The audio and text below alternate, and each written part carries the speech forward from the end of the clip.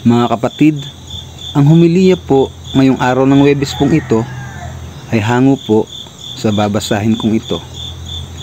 Lucas, Kapitulo 16, versikulo 19 hanggang 31. Ang mayaman at si Lazaro. May isang mayamang laging nagdaramit ng mamahalin at saganang-sagana sa pagkain araw-araw. May isa namang pulubing nagngangalang Lazaro na tadtad ng sugat sa katawan at nakahiga sa may pintuan ng mayaman.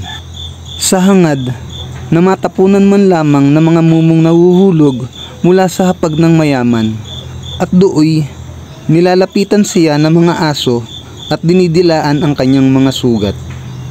Namatay ang pulubi at siya'y dinala ng mga anghel sa piling ni Abraham sa langit bilang isang parangal. Namatay rin ang mayaman at inilibing. Sa gitna ng kanyang pagdurusa sa daigdig ng mga patay, natanaw ng mayaman si Lazaro sa piling ni Abraham. Kaya't sumigaw siya, "Amang Abraham, maawa po kayo sa akin.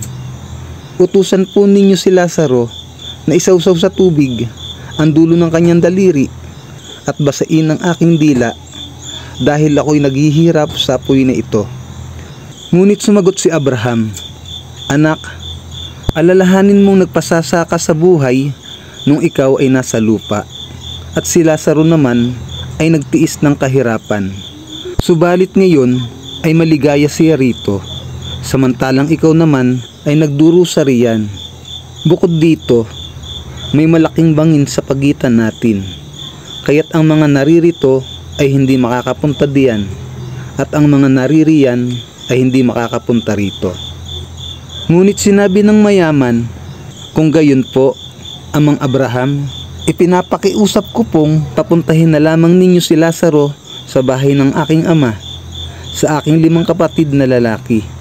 Suguin po ninyo siya upang sila'y bigyang babala, upang hindi sila humantong sa dakong ito ng pagdurusa." Ngunit sinabi sa kanya ni Abraham, "Nasa kanila ang mga sulat ni Moses at ng mga propeta, iyon ang kanilang sundin." Sumagot ang mayaman, "Hindi po sapat ang mga iyon. Ngunit kung magpapakita sa kanila ang isang patay na muling nabuhay, magsisisi sila tatalikuran ang kanilang mga kasalanan."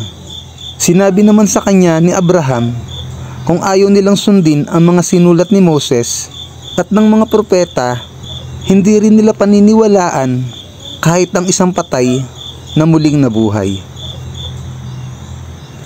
Ang mabuting balita ng Panginoon.